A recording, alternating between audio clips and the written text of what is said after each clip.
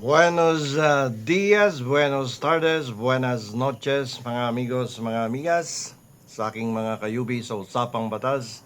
Magandang araw po sa inyong lahat. Ako po ang inyong lingkod, Attorney Rene Bueno.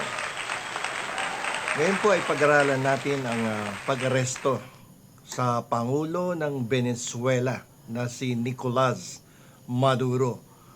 Pati na rin ang mga kasong kinalaman dito. Kabilang na yung mga issue tungkol sa kanilang mga reserbang langis. Iahambing natin to ngayon sa sitwasyon ng dating Pangulo natin na si Rodrigo Duterte dito sa Pilipinas nung siya ay arestuhin noong taong 2025.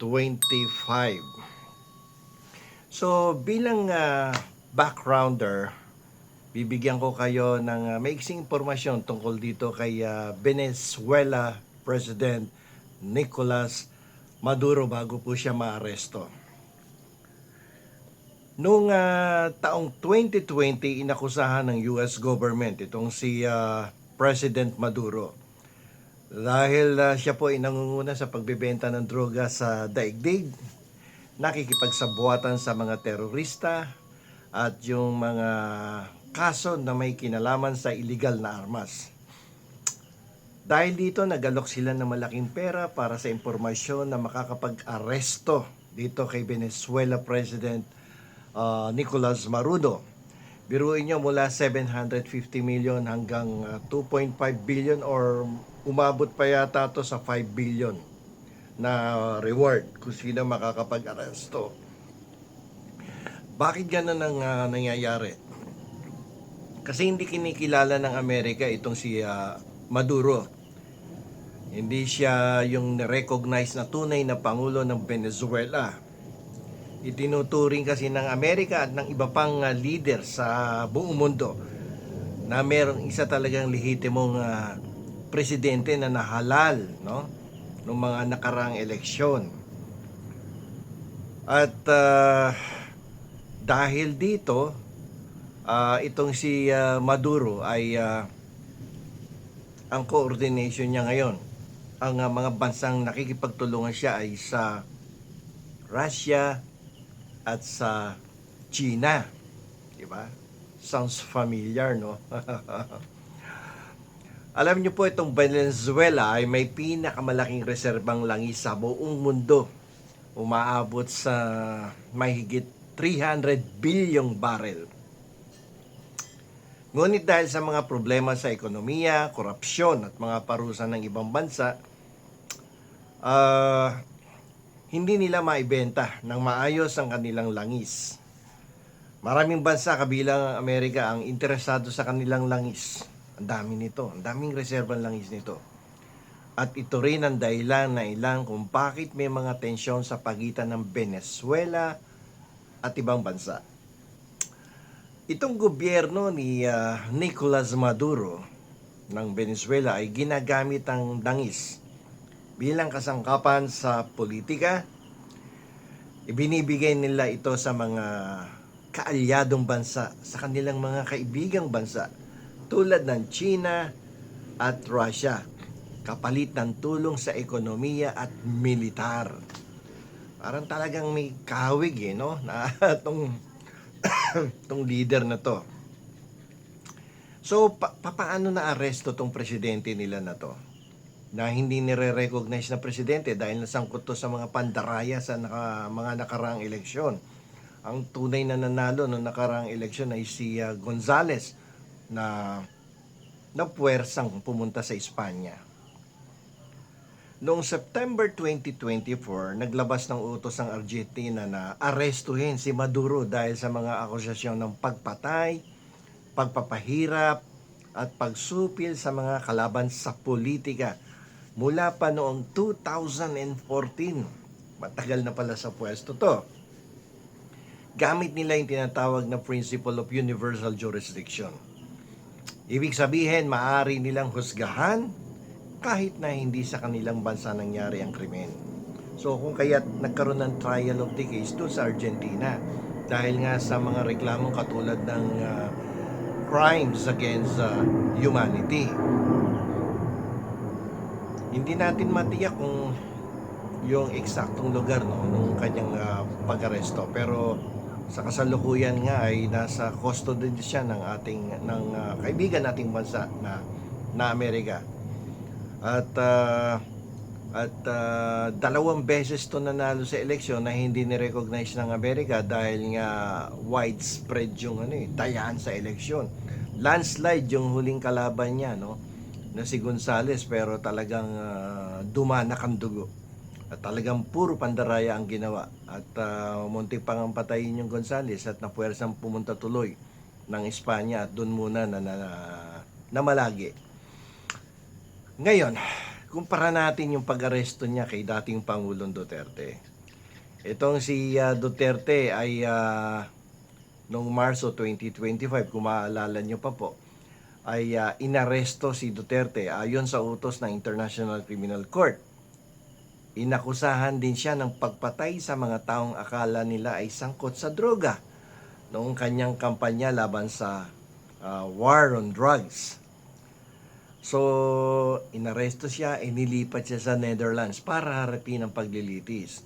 Ang kaibahan nga lang ni Duterte dito sa presidente ng Venezuela ay yung American dumampot sa kanya. Ito naman si Duterte dinampot ng ICC on the basis of international law na umiiral sa atin. So, ang naging basehan dito ay yung kahit na umalis na ang Pilipinas sa organisasyon ng ICC, ay meron pa rin jurisdiction ng ICC sa ating bansa. Dahil kasi maraming namatay nung kampanya laban sa droga, di ba? At sinasabing karamihan na hindi naman sangkot, maraming inosente na tao ang namatay, no? Kahit wala namang kinalaman sa droga. Kung maaalala natin, malaki ang suporta kay Duterte noon, pero nangyari ang pag-aresto habang nagkaroon ng alitan. Ang pamilyang Marcos at Duterte last year, no, di ba, nagbanggaan na yung vice presidente at presidente. Pero ayon naman kay Pangulong Marcos, no, tinutupad lang natin ang mga obligasyon ng Pilipinas, no, ayon sa umiiral na batas, sa international law in particular. So ngayon, specifically, ano yung pagkakatulad ni Duterte at nitong si Maduro?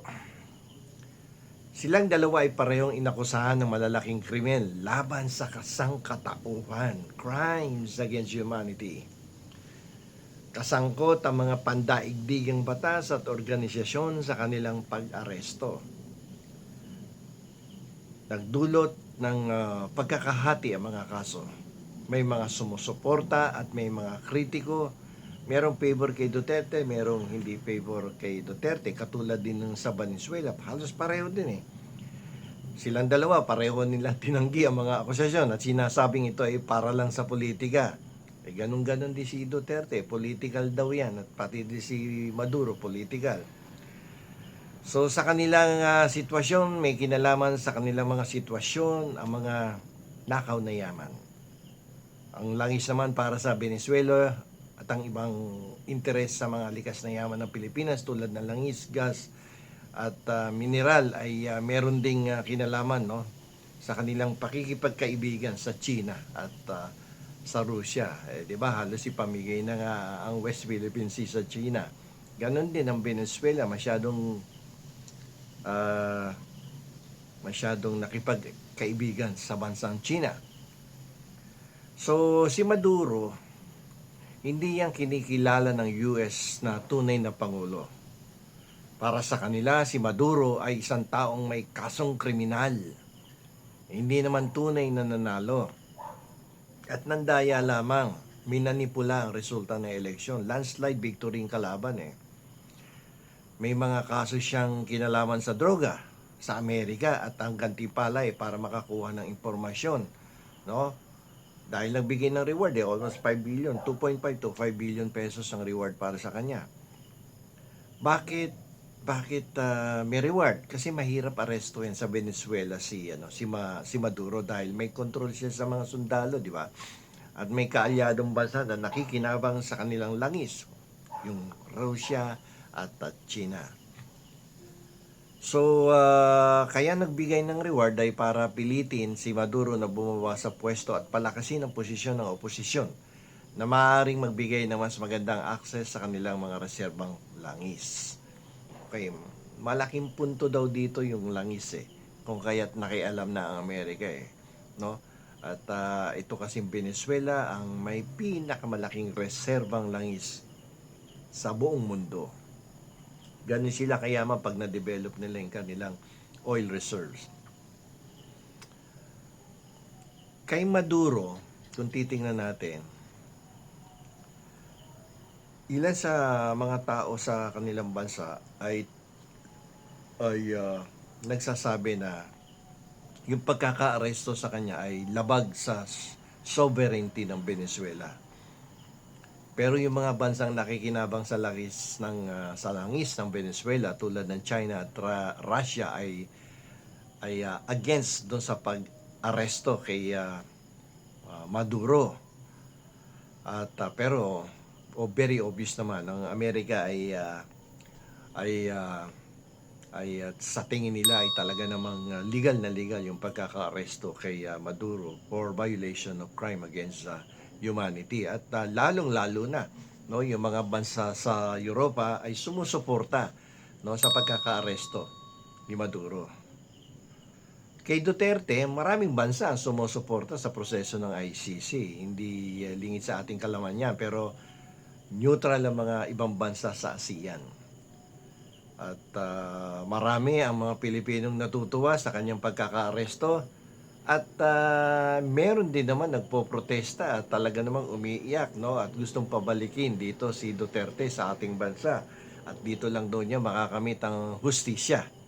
Alam niyo po ang mga pag-aresto ni na Pangulong Maduro ng Venezuela at ng ating dating Pangulong si Rodrigo Duterte ay hindi lamang po simpleng kaso ng paghahabol ng hustisya.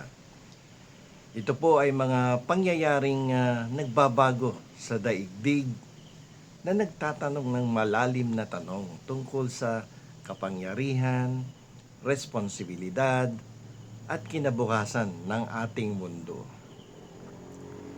Lalo na po sa bansang Venezuela. Ang issue po ng kanilang mga reserbang langis ay nagpapalala sa pagiging komplikado ng sitwasyon. Siyempre marami nag-i-interest dyan at kasi nalilimitahan ang distribution ng kanilang oil reserves sa China at sa Russia. Nandiyan dyan ang Amerika, kapitbahay niya, at hindi nakikinabang dyan sa mga oil reserves nila. So may mga sabi-sabi nga na hindi lang to pang political na usapan kundi pang ekonomiya rin na ang makikinabang ng malaki ay ang Amerika. Sa isang banda, pinakikita nito na walang sinuman, Pinakikita nito na walang sinuman kahit pa presidente ka o dati kang presidente. No one is above the law.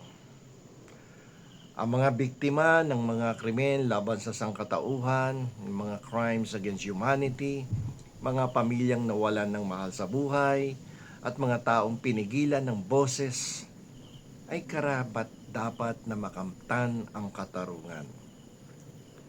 Ang mga pandaigdigang mekanismo ng batas ay patuloy na nagiging mas malakas na nagpapaalala na ang karapatang pantao ay isang pangako na dapat ipatupad sa lahat ng sulok ng mundo. Bukod pa rito, pinakikita rin ito na hindi dapat gamitin ang mga likas na yaman tulad ng langis para pilitin ang ibang bansa o takpan ang mga kasalanan. Parang talagang magkahawig, di ba? Kung inyong i-analyze, talagang halos parehong-pareho ang sitwasyon nitong Venezuelan President at ang dati nating Pangulong si Rodrigo Roa Duterte. Ngunit sa kabilang banda, hinaharap din natin ang hamon ng paghahanap ng balanse sa pagitan ng hustisya at soberenya ng bansa. Hindi po natin maikakaila na ang mga kasong ito ay puno ng politikang kulay at interes sa mga likas na yaman at maaari itong maging dahilan ng hidwaan sa pagitan ng mga bansa at rehiyon. Ngunit sa kabila nito, hindi tayo maaaring tumalikod sa katotohanan na ang mga tao ay nangangailangan ng isang sistema kung saan ang mga leader ay dapat managot sa kanilang mga aksyon. At kung saan ang mga likas na yaman ay gagamitin para sa ikabubuti ng lahat ng mamamayan. Hindi yung pinamimigay mo yung parte ng iyong teritoryo at upang pakinabangan ng ibang bansa na sinasabi mong kaibigan mo. Di ba? Okay, sa huli, ang mga kwento po ni Venezuela President Maduro at ni former President Duterte ay isang paalala na ang paglalakbay tungo sa tunay na katarungan ay mahaba at komplikado. Ngunit ito rin ay isang pag-asa. Isang pag-asa na sa hinaharap, ang bawat bansa ay matututong magtulungan para protektahan ang mga mahihinang individual, ipaglaban ang katarungan, at itatag ang isang mundo na mas makatarungan at mapayapa para sa lahat. Kung saan ang mga likas na yaman ay hindi dahilan ng hidwaan, kundi para sa ikauunlad ng lahat ng tao sa buong mundo. Attorney Bueno, law and beyond. Learn the law, know your